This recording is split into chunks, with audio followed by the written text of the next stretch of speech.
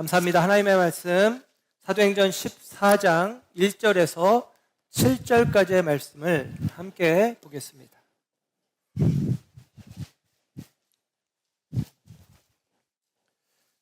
하나님의 말씀 사도행전 14장 1절에서 7절의 말씀 함께 합독합니다. 시작. 이에 이고니온에서 두 사도가 함께 유대인의 회당에 들어가 말하니 유대와 헬라의 허다한 무리가 믿더라. 그러나 순종하지 아니하는 유대인들이 이방인들의 마음을 선동하여 형제들에게 악감을 품게 하거늘 두 사도가 오래 있어 주를 힘입어 담대히 말하니 주께서 그들의 손으로 표적과 기사를 행하게 하여 주사 자기 은혜의 말씀을 증언하시니 그 신의 무리가 나뉘어 유대인을 따르는 자도 있고 두 사도를 따르는 자도 있는지라. 이방인과 유대인과 그 관리들이 두 사도를 모욕하며 돌로 치려고 달려드니 그들이 알고 도망하여 루가오니아의 두 성 루스드라와 더베와 그 근방으로 가서 거기서 복음을 전하니라. 아멘. 아멘. 자리에 앉으십니다. 오늘 하나님의 사랑하심과 은혜가 저와 여러분 가운데 함께하기를 원합니다. 우리는 사도행전의 말씀을 통해서 계속같이 다시 교회라는 주제의 말씀으로 오늘 33번째 시간 자기 은혜의 말씀이라는 제목으로 함께 은혜를 나누고자 합니다. 지도를 통해서 우리는 먼저 사도 바울의 1차 전도의 여행을 다시 한번 살펴보려고 합니다. 오늘 본문에도 이제 루스드라와 더베까지 갔다고 하는데요. 수리아의 안디옥, 지금의 터키의 가장 동쪽에 위치한 작은 도시입니다. 이 수리아 안디옥에서 교회가 생겨나죠. 이방인 교회가 생겨나고 바나바와 바울이 함께 동역을 합니다. 안디옥 교회가 바나바와 바울을 따로 세워 파송하여서 그들이 이제 선교 사역을 감당하는데 실루기아 항에 이르러서 배를 타고 구브로, 이 바나바의 고향이에요.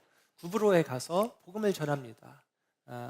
서기오 바울에게 복음을 전하고 바 예수라는 이 마술사요 거짓 예언자, 그가 잠깐 눈이 어두워졌다가 눈을 뜨게 되는데 저는 그 과정을 통해서 바울처럼 회심했을 거라고 기대를 해봅니다. 그리고 이 구브로 사역을 마치고 나서 터키의 남부 해안의 도시인 버가라는 지역으로, 밤빌리아의 버가라는 지역으로 배 타고 갑니다. 버가에서 복음을 전하기를 원했어요. 바울의 선택지였습니다. 그런데 그곳에서 아마도 풍토병에 걸린 것 같아요. 고온 다스판 지역에서 풍토병에 걸려 그 병을 치유하는 방식이 고대 사회에서는 기후를 바꾸는 거니까 고산지대로 넘어가기로 결정합니다. 타우루스 산맥을 넘어서 비시디아 안디옥으로 가기로 결정을 했을 때에 마태는 수종자로 그들과 함께 했지만 그냥 자기 집으로 도망쳐 버립니다. 그리고 바울과 바나바는 변함없이 믿음의 길을, 그리고 복음 전도의 길로 나아갑니다. 타우루스 산맥을 넘어서 비시디아 안디옥까지 갑니다. 그리고 그 역경을 지나 비시디아 안디옥에서 복음을 전하는데 그 비시디아 안디옥에서 예수님을 믿는 자들이 생겨나서 참 귀한 일이지만 예수님을 반대하는 자들이, 복음을 반대하는 자들이 있었고 그들이 유력자들을 통해서 박해하는 일들을 벌였을 때에 바울은 마태복음에 있는 말씀처럼 신발의 티끌을 떨어버리고 이고니온으로 향하게 됩니다. 오늘 본문의 이야기는, 우리가 살피는 이야기는 이고니온이라는 곳으로 가서 바울이 행했던 일들을 기록하고요. 오늘 뒷부분에 이 이고니온에서도 바울은 박해를 받고 결국에는 쫓겨가듯이 오늘 본문 6절과 7절에 이야기하는 것처럼 루스드라, 더베라고 하는 지역으로 옮겨가서 거기서 복음을 전하게 되어집니다. 그래서 이 내용을 우리가 말씀 속에서 살펴보려고 합니다. 오늘 본문 속에서는 본문 1절에서 이야기하는 것처럼 이고니온에 두 사도가 들어갔다라고 이야기합니다. 이고니온이라고 하는 곳은 오늘날에는 코니아라고 불려지는 지역이고요. 현재는 인구가 한 10만 명 정도 되는 꽤 큰 동네예요. 꽤 큰 성읍입니다. 근데 2000년 전에는 한 3만 명 정도 있었다고 해요. 이 이고니온은 이 비시디아 안디옥에서, 전에 바울이 사역했던 비시디아 안디옥에서 이 이고니온까지의 거리는 180km 정도 떨어져 있습니다. 우리는 여기에서 차 타고 40km 정도만 가면 대전이라는 큰 도시가 나오죠. 저쪽으로 40km 가면 또 천안이라는 도시가 나옵니다. 그래서 이제 가까이 있는데 이 180km나 떨어져 있는 도시로 바울이 옮겨가는 거예요. 그 이유는 뭐냐? 거기가 가까운 도시였기 때문입니다. 주변에 벌판인 거죠. 가까운 도시가 그래도 이고니온이니까. 그런데 이 이고니온까지 가는 길에 산 능성이 자그마치 30개가 넘게 있다는 거예요.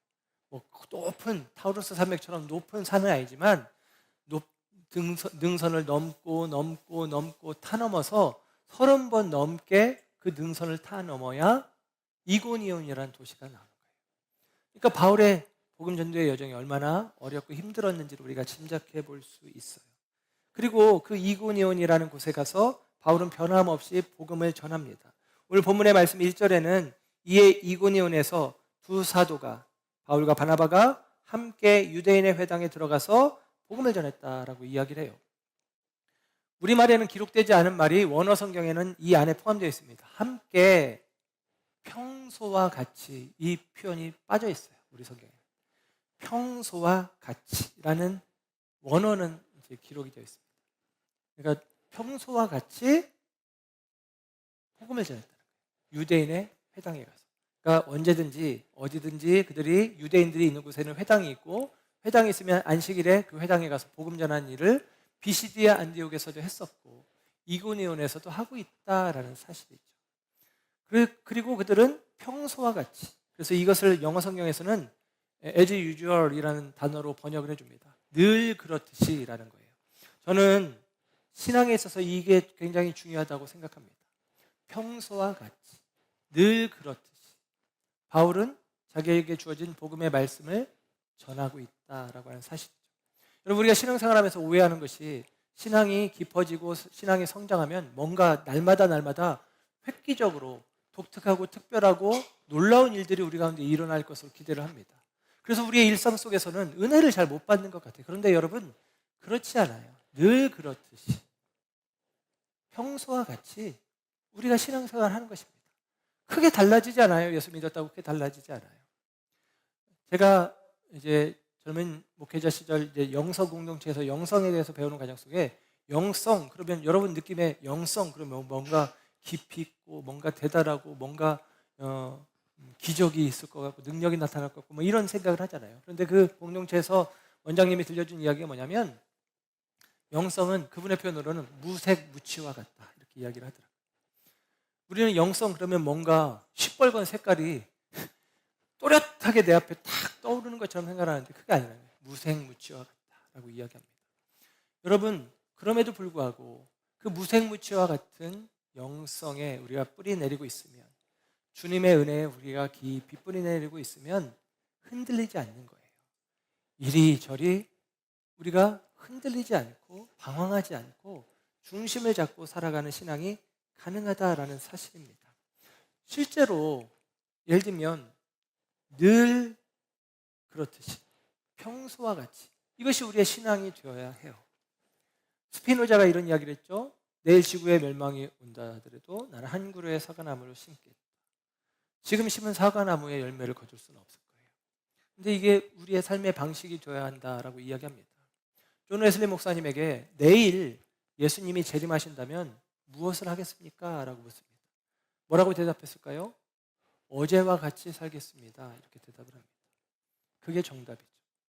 우리는 아마 내일 예수님이 재림한다면 이런 이야기를 듣는다면 저는 그럼 오늘은 하루 종일 금식하며 기도할래요. 뭐 이렇게 반응할 거예요. 예배당에 가서 제일 앞자리에 앉아서 하루 종일 기도할 거예요. 이렇게 대답한다면 아마 그 사람은 평소에 기도를 안 했던 사람일 가능성이 분명합니다. 여러분, 예수님이 오시는 전날이니까 나는 뭔가 새로운 걸, 특별한 걸, 대단한 걸 해야 된다라고 하는 것은 뒤집어서 이야기한다면 그는 늘 평상시에 주님과 동떨어져 있는 삶을 살아오고 있었음을 자인하는 격이 되어지는 것이죠. 내일 주님이 오신다면 나는 어제와 같이 오늘을 살겠습니다. 라는 이 멋들어진 고백이 저와 여러분의 고백이 되었으면 좋겠습니다. 바울과 바나바는 표현하는 거예요. 늘 그렇듯이 평상시와 같이 그들에게 주어진 말씀을 붙들고 살아가고 그 말씀을 증거하는 일을 힘쓰고 있다라고 이야기합니다. 변함없는 메시지가 우리 가슴에 있어야 합니다. 변함없는 메시지를 품고 있는 사람은 세상의 풍조에, 세상의 풍파에 흔들리지 않게 되어집니다. 저와 여러분 모두가 하나님의 은혜의 말씀에 깊이 뿌리 내려진 변함없는 말씀을, 변함없는 메시지를 마음에 간직한 하나님의 사람들 되기를 주의 이름으로 축복합니다.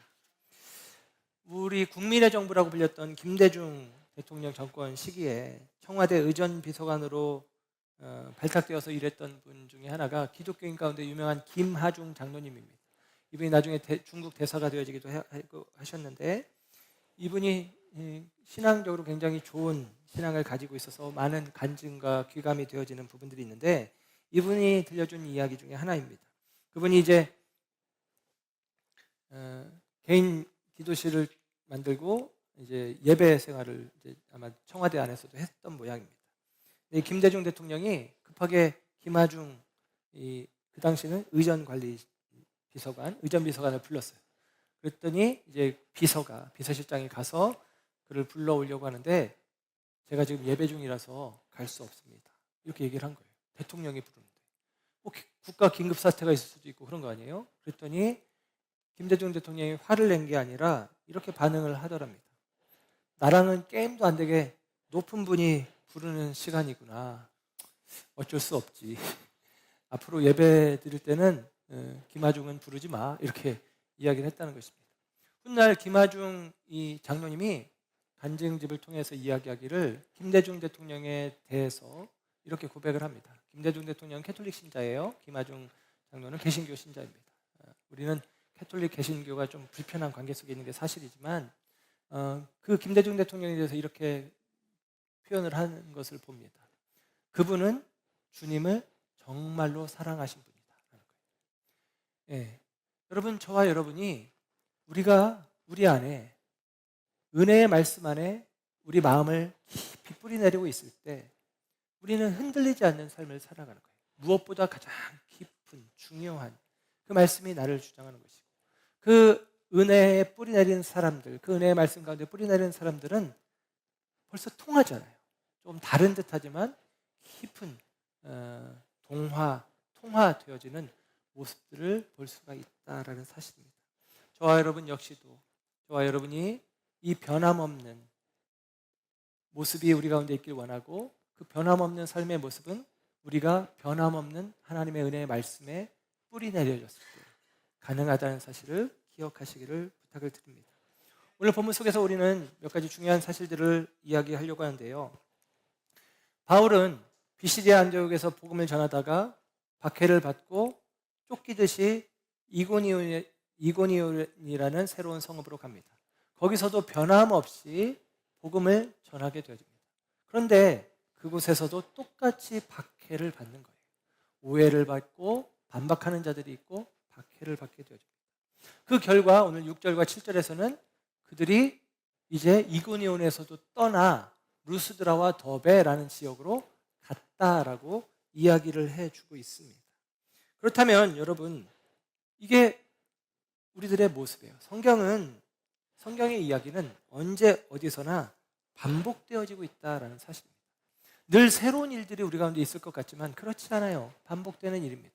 여기서 복음 전하다가 박해를 받고 쫓겨가고, 여기서 복음 전하다가 박해를 받고 쫓겨가고, 여기서 복음 전하다가 박해를 받고 쫓겨가고, 똑같아요. 다르지 않습니다.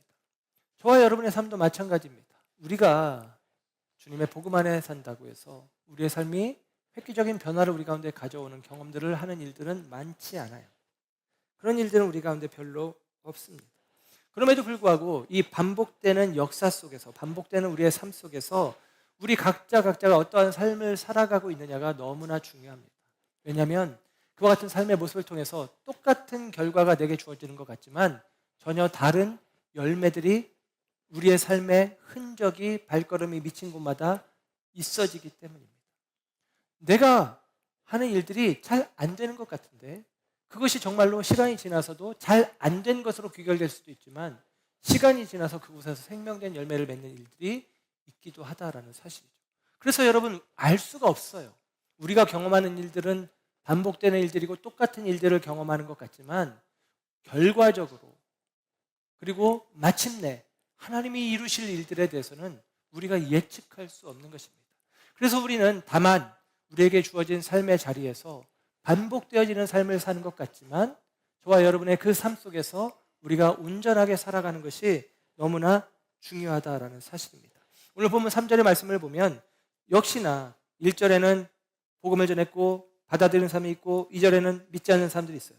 그때 3절의 말씀에 이렇게 기록합니다. 두 사도가 오래 있어 주를 힘입어 담대히 말하니 여전히 그들은 똑같이 반복적으로 그 일들을 행하고 있어요. 그때에 주께서 그들의 손으로 표적과 기사를 나타내셨고 또한 자기 은혜의 말씀을 증언하셨다. 하나님의 은혜의 말씀이 이루어지는 것입니다. 성취되어지는 것입니다. 여러분, 우리가 말씀의 증인으로 살아갈 때 언제나 어디서나 함께 하시는 하나님을 우리는 확인하게 되어지는 거예요. 마찬가지입니다. 여러분, 우리가 어떤 사람들은 신앙생활하면서 하나님을 확인하는, 받고 하나님을 경험하는 사람이 있고 어떤 사람들은 하나님을 경험하는 일을 못하는 사람들이 있어요. 그 까닭이 무엇이냐? 말씀에 나 자신을 내어 던지는 경험이 있느냐 없느냐예요. 하나님의 말씀에 내 삶을 내어 던지는 경험, 곧 하나님의 말씀이 속된 말로 긴가민가 하잖아요. 그런데 그 말씀에 내 삶을 송두리째 내어 던지는 경험이 있는 사람은 훗날 이렇게 고백합니다. 하나님은 살아계셔. 그런데 그 말씀에 내 삶을 송두리째 내어 던지는 경험이 없는 사람은 모르겠어. 하나님이 계신 것 같긴 한데 모르겠어. 이게 그들의 반응이 되어질 수밖에 없다. 여러분, 하나님은 살아계시고 하나님의 말씀이 우리 가운데 주어졌을 때 그 말씀에 삶을 내어 던지는 경험이 있는 사람들이 하나님의 살아계심을 경험하게, 확인하게 되어지는 줄 믿습니다. 저와 여러분이 그와 같은 은혜 가운데 서시길 원합니다. 바울은 계속같이 하나님께 말씀에 그리고 주어진 사역에 삶을 내어주는 삶을, 내어 던지는 삶을 살았고 그 하나님의 도우심의 역사를 오늘 본문에서는 기적과 또 표적과 기사, 기적을 경험하는 일들을 경험하게 되어짐을 봅니다. 그리고 그 과정 속에서 똑같죠. 실패한 것 같고 쫓겨가는 상황, 박해로 말미암아 도망치는 상황이 똑같이 벌어집니다. 그래서 루스드라 더베로 가게 되는데 여러분, 그 과정 속에서 루스드라 더베로 갔기 때문에 되어진 일들이 있어요.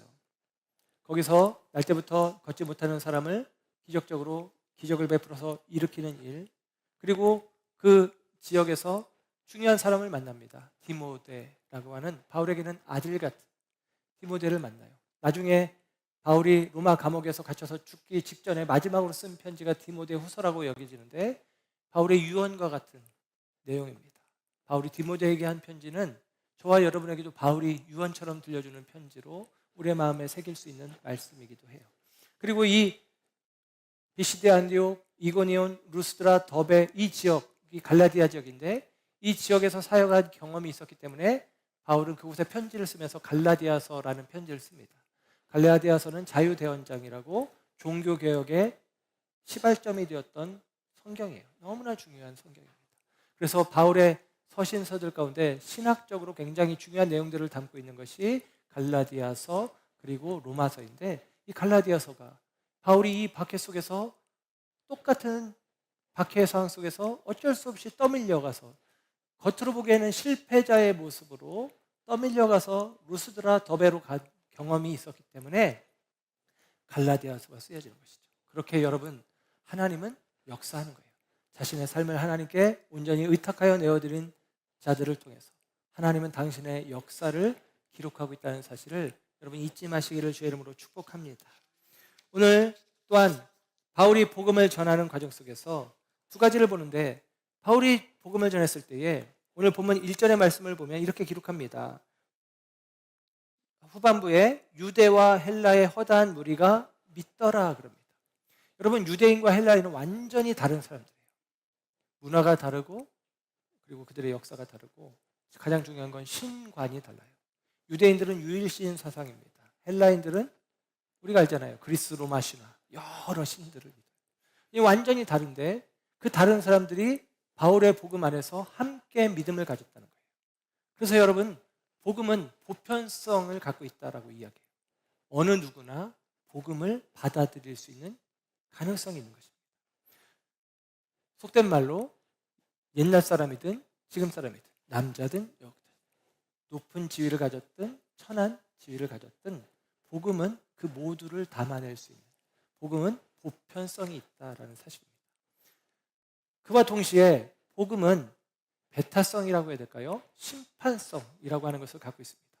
복음은 어느 누구나 보편적으로 그들에게 영향이 되지만 그 복음이 들어간 곳에서는 심판성, 분열, 나누어짐이 있다라는 사실입니다. 오늘 본문 2절의 말씀을 보면 그러나 순종하지 아니하는 유대인들이 있었다라는 거예요. 복음을 받아들이지 않는 사람도 있다는 얘기죠. 그리고 그들은 어떻게 되냐? 4절로 가서 보시면 이렇게 표현합니다. 그 시내에 무리가 나뉘어 유대인을 따르는 자도 있고 두 사도를 따르는 자도 있는지라. 어떻게 돼요? 그곳에서 복음을 전하는데 오랫동안 전하다 보니까 처음에는 긴가민가다가 받아들이는 사람이 있고 받아들이지 않는 사람들이 있고, 받아들이는 사람들은 바울과 바나바를 따라가는 사람들이 되었고, 받아들이지 않는 사람들은 오히려 바울과 바나바를 배척하고, 심지어는 5절의 말씀을 보면 돌로 치려고 하는 모습으로까지 되어집니다. 이것을 이른바 복음이 가지고 있는 이 심판성이라는 거예요. 복음을 따라 믿음으로 받아들이는 사람들이 있고 그렇지 않은 사람들이 있죠. 복음 앞에 믿는 자가 있고 믿지 않는 자가 있고 진리의 사람과 비진리의 사람이 엄밀하게 구별이 되어집니다. 복음이 주어졌을 때 주어진 결과예요. 그리고 이 복음이 주어졌을 때 이 복음이 시간이 지나면 지날수록 원래는 이고니온이라는 동네에 함께 있었던 사람들인데 그들이 조금씩 오늘 본문의 표현으로는 그들이 조금씩 나뉘어졌다, 갈라졌다. 이것을 이른바 이화작용이라고 이야기합니다. 본래는 이화작용, 동화작용 이런 말이 생화학 표현이에요. 그러니까 고분자 물질이 저분자 물질로 변화하는 과정을 이화작용, 저분자 물질이 고분자 물질로 바뀌는 과정을 동화과정, 이렇게 동화작용 이렇게 이야기를 해요. 그래서 예를 들면 우리가 음식을 먹으면 피가 되고 살이 된다고 하잖아요. 분명히 나는 쌀을 먹었는데 이게 내 살이 되고 피가 되는 거예요. 이게 예를 들면 동화작용. 그 안에는 이화작용이 포함되어 있는데, 그리고 광합성 같은 거, 그게 동화작용이에요. 반면에 이화작용은 이 고분자 물질이 저분자 물질로 분해되면서 에너지를 내는 것입니다. 그런데 마치도 복음이 가지고 있는 게 그런 거예요. 복음이 효소와 같이 딱 들어가면, 복음이 어떤 무리 속에 딱 들어가면 복음이 이화작용을 일으키는 것입니다. 어떻게 되냐면 말 그대로 갈라지는 거죠. 분해시키는 거예요. 갈라져서 그 복음을 받아들이는 사람과 복음을 거절하는 사람들로 정확하게 나뉘어지는 것입니다. 완전하게 나뉘어지는 것입니다. 이게 이화작용이라고 하는 표현으로 사회학적으로 쓰는 표현이기도 해요. 실제로 여러분 예를 들면 요즘에 우리나라가 정부 대통령과 관련해서 굉장히 말이 많지 않습니까? 최근에는 광복절을 지나면서 어떤 이야기 있었냐면 건국절이 언제냐, 광복의 의미가 뭐냐, 우리가 일본 일제였냐 아니었냐 그런 이야기를 하는데 그 메시지 하나가 딱 들어왔더니 생각이 나뉘어지고 그걸로 말미암아 계속같이 이화작용이 확대되어 가고 또 심화되어 가는 과정들.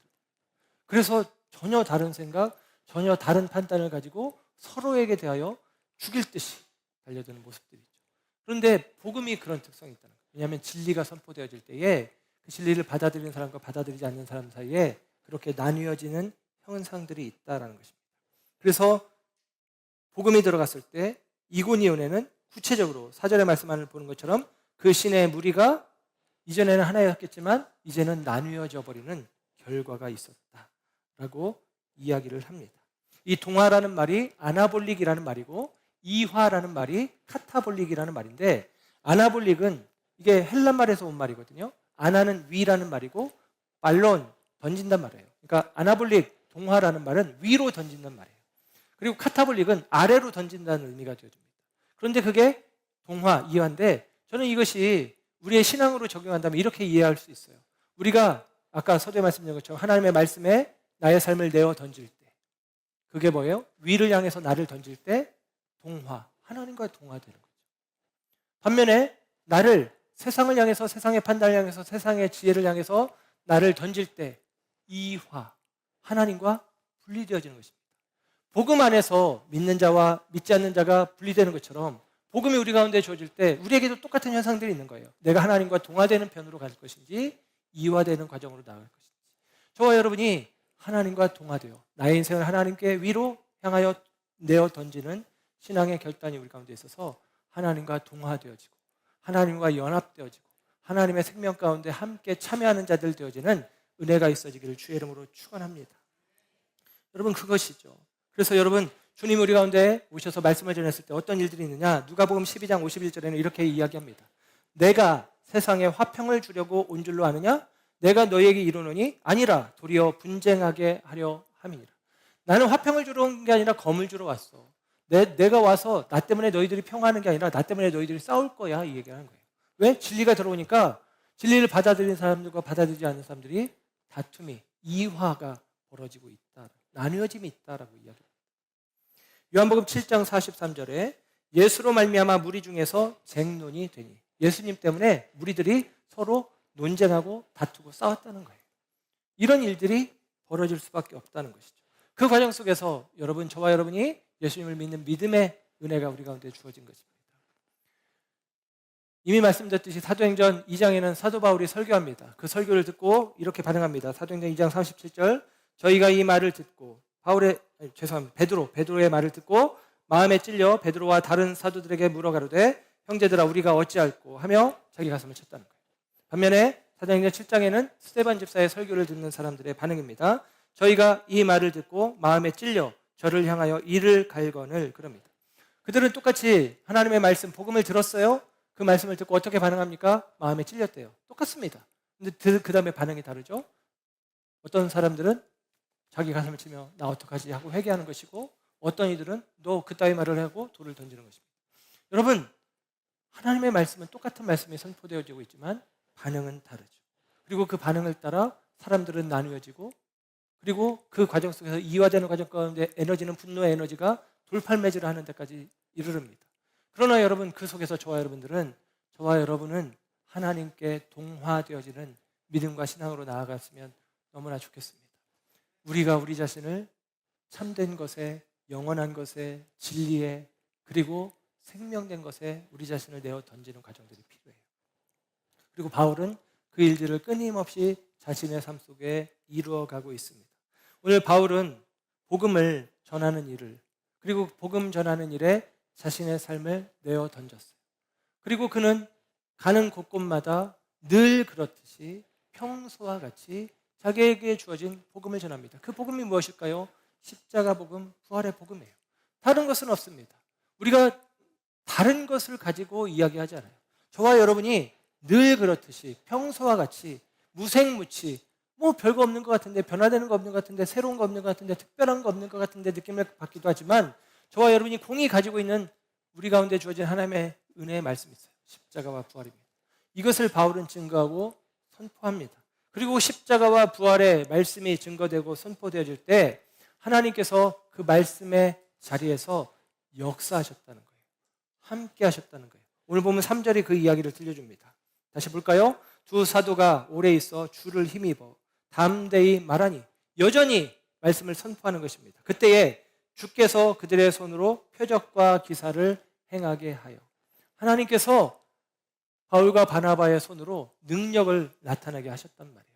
그 얘기는 뭐예요? 바울과 바나바를 지지해 주시고 인정해 주시는 거죠. 그 결과 바울과 바나바가 복음을 전하는 일들을 감당하고 있다라고 이야기합니다. 그래서 여러분, 오늘 이고니온에서 실패한 듯이 쫓겨가듯이 떠나가지만 이고니온에서도 생명의 역사가 있었을 거예요.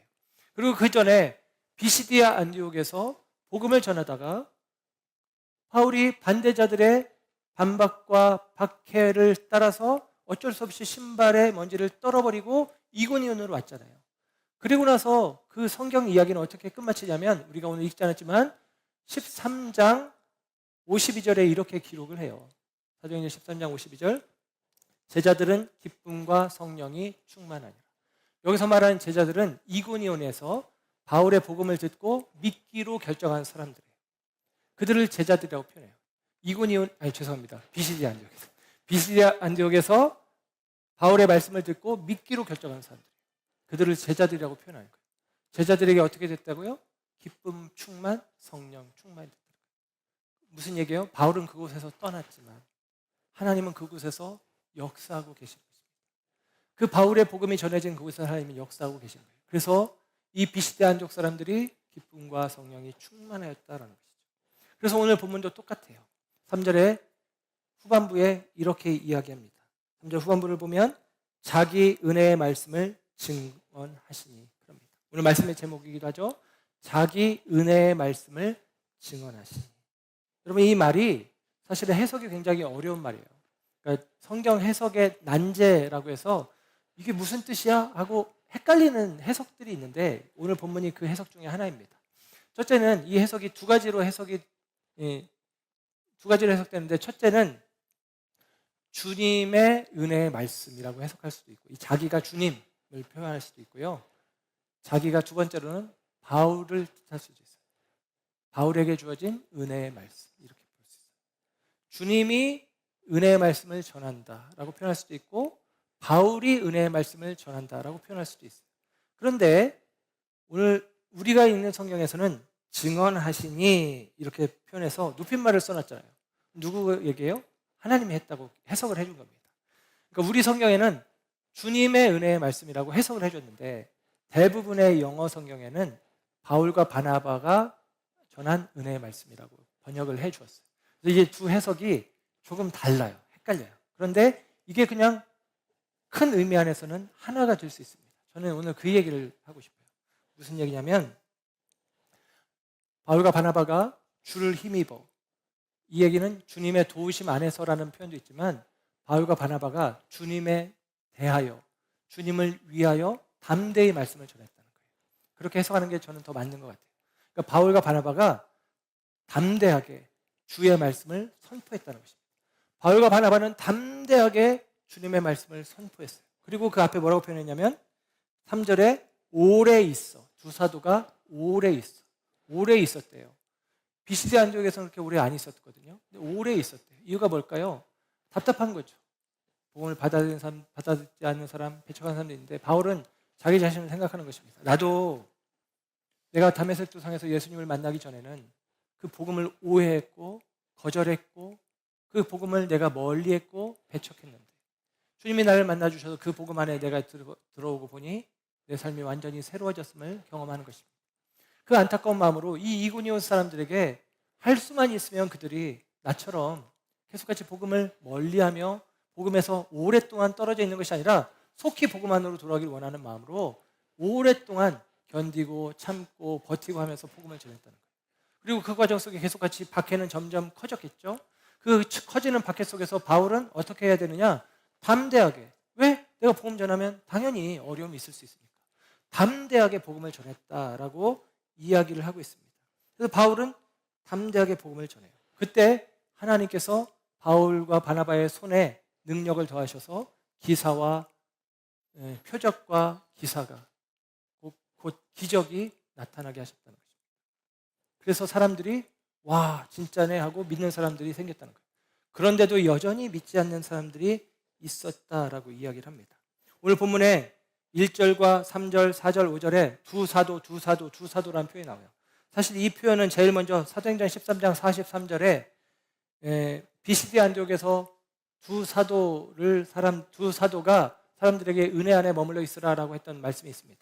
무슨 얘기냐면 사도라는 표현이 바울과 바나바에게 처음 쓰인 장면이 여기예요. 원래 사도는 누구예요? 예수님의 12제자.